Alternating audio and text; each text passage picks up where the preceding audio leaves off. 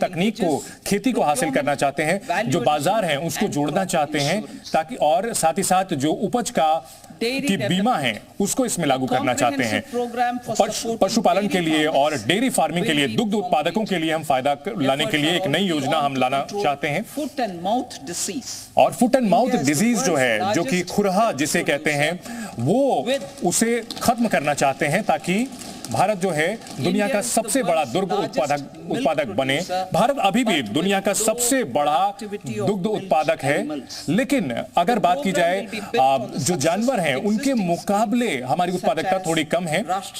और राष्ट्रीय गोकुल मिशन, राष्ट्रीय पशुपालन मिशन, लाइव स्टॉक मिशन को हम चाहते हैं कि दुग्ध उत्पादन से जुड़े क्षेत्रों में आगे बढ़ें। मत्स्य संपदा, सरकार ने एक योजना की स्थापना की थी, एक अलग विभाग बनाया था। ये समझा था कि जो मत्स्य पालन है उससे मछुआरों को कितना फायदा हो सकता है, और इससे जो हमारे देश में मत्स्य उत्पादन जो है वो फायदे का सौदा बना है। 2013-14 के मुकाबले लगातार जो समुद्र से उत्पाद मिलने की क्षमता है वो दुगना बढ़ी है। प्रधानमंत्री मत्स्य संपदा योजना को आगे बढ़ाया जाएगा।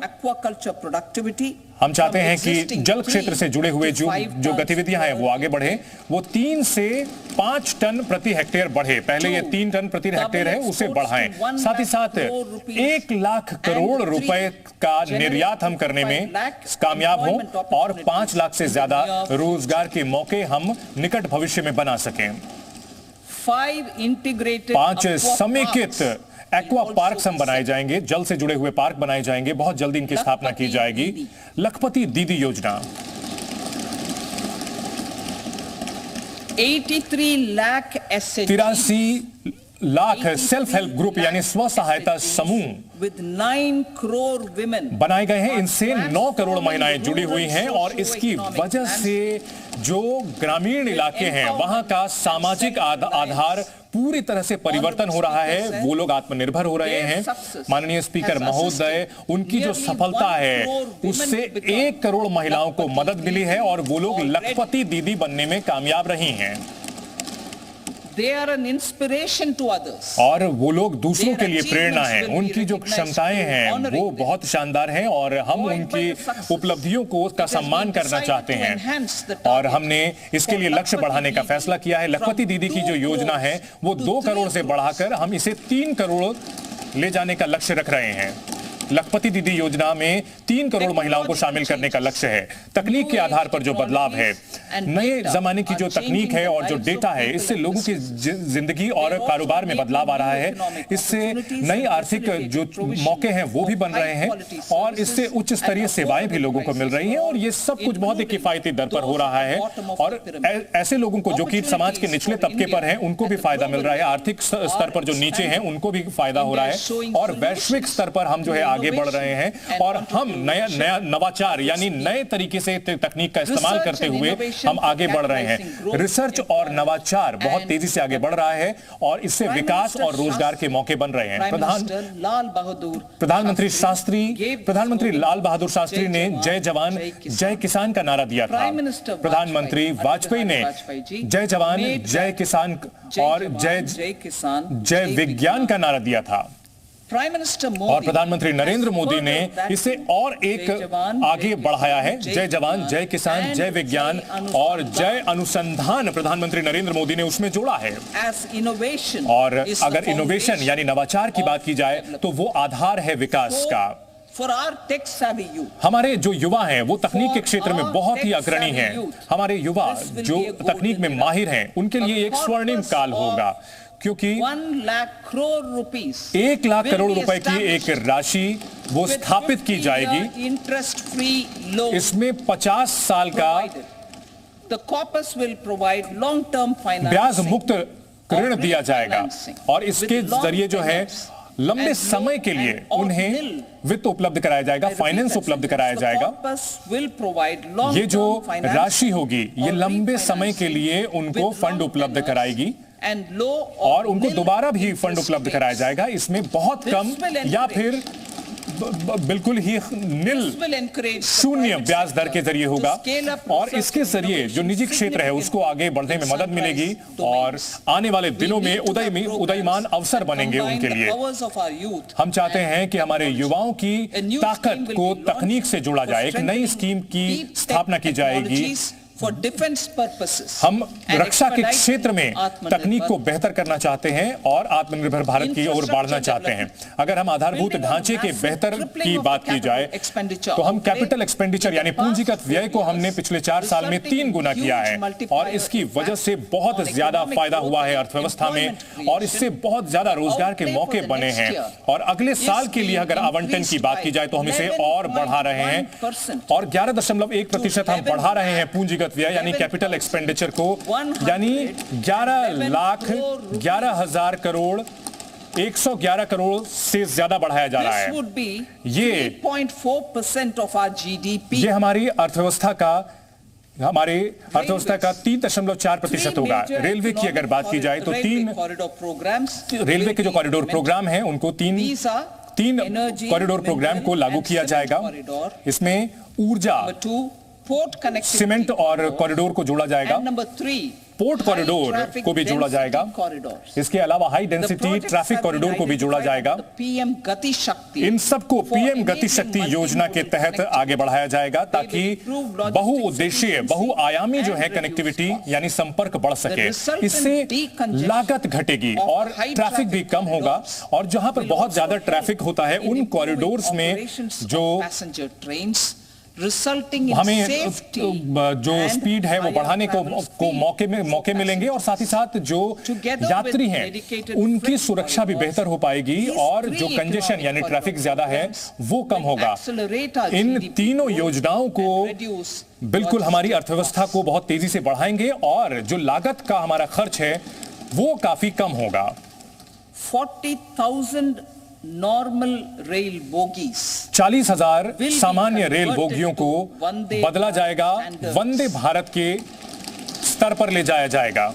टू एनहांस सेफ्टी, हम सुरक्षा को बढ़ाना चाहते हैं एंड कंफर्ट और चाहते हैं कि जो यात्री हैं उनकी सुविधा बढ़े, उनकी सुरक्षा बढ़े। और अगर बात की जाए उड्डयन क्षेत्र की तो पिछले 10 सालों में हमारे उड्डयन क्षेत्र में यानी हवाई क्षेत्र में क्रांतिकारी बदलाव हुए हैं। एयरपोर्ट की संख्या 49 तक पहुंच गई है। हमने जो वायु संपर्क है उनको टियर 2 और टियर 3 स्कीम तक भी आगे बढ़ाया है। इन सबको उड़ान स्कीम के अंतर्गत बढ़ाया गया है। 517 नए रूट्स की स्थापना की गई है और इसमें 1 करोड़ 30 लाख से ज्यादा जो यात्री हैं वो सफर कर रहे हैं। जो भारतीय कैरियर्स हैं यानी भारतीय कंपनियां हैं वो बहुत ही सतर्क रहकर और बहुत तेजी से उन्होंने काम किया है। 1000 नए विमान उन्होंने खरीदे हैं और ये जो विस्तार हो रहा है, हमने जो मौजूदा हमारे एयरपोर्ट हैं उनका हम विस्तार कर रहे हैं और साथ ही साथ नए एयरपोर्ट की स्थापना की ओर बहुत तेजी से आगे बढ़ रहे हैं। मेट्रो और नमो भारत की अगर बात की जाए तो हमारा जो मिडिल क्लास है यानी मध्यम वर्ग है वो बहुत तेजी से बढ़ रहा है।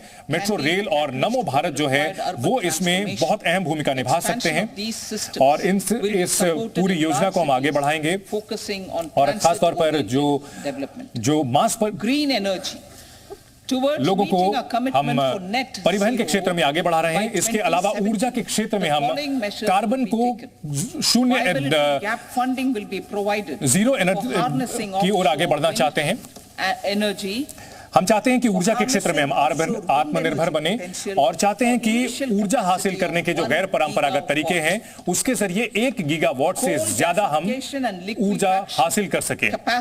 अगर कोयले की बात की जाए तो हम 100 मीट्रिक टन की क्षमता का जो स्थापना है वो हम करेंगे 2030 तक।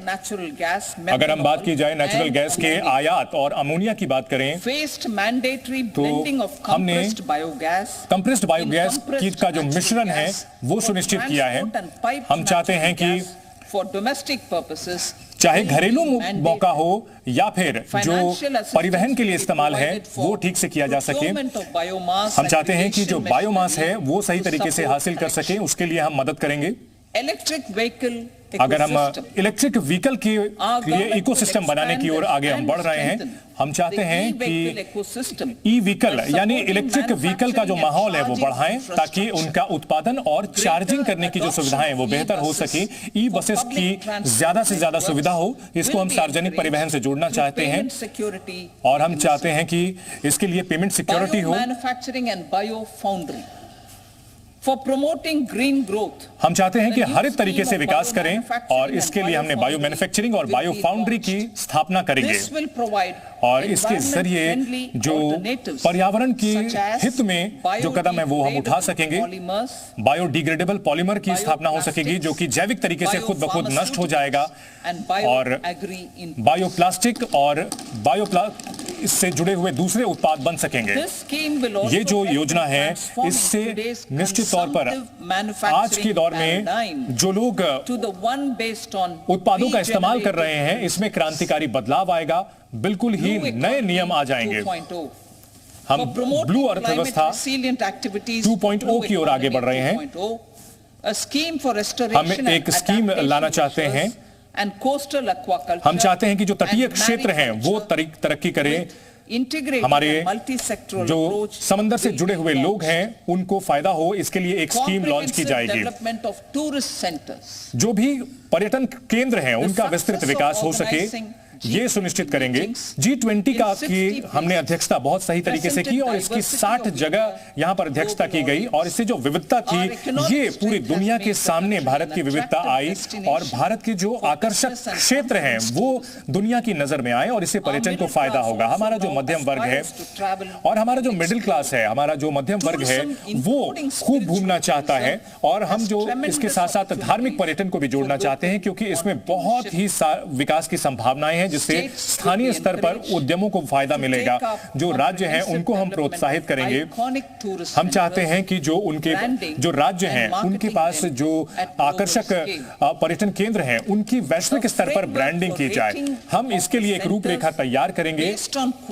हम चाहेंगे कि जो उच्च गुणवत्ता वाले जो सेवाएं हैं वो लोगों को उपलब्ध कराई जा सके। पर्यटन के क्षेत्र में अपार संभावनाएं हैं और ऐसे में उन्हें दीर्घकालिक जो कर्ज है वो भी हम उपलब्ध कराना चाहते हैं जो भी पर्यटन के क्षेत्र में आगे बढ़ना चाहते हैं।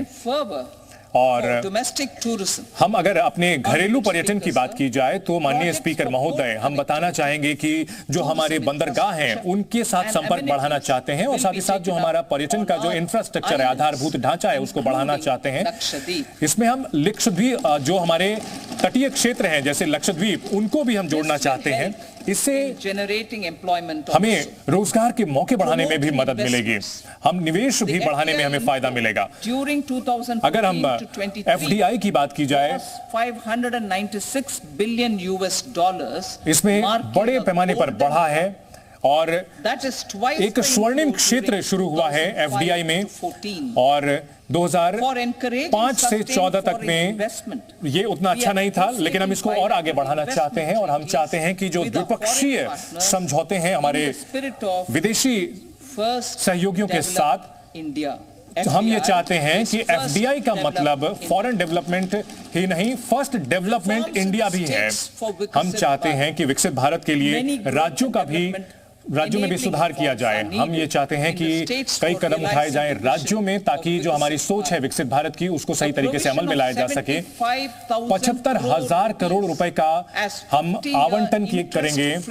50 साल का ऋण मुक्त कर्ज होगा ताकि जो उन चुनौतियों को हासिल करना चाहते हैं, जो भी राज्य सरकारें इसमें आगे बढ़ना चाहती हैं उनको हम ये फायदा देंगे।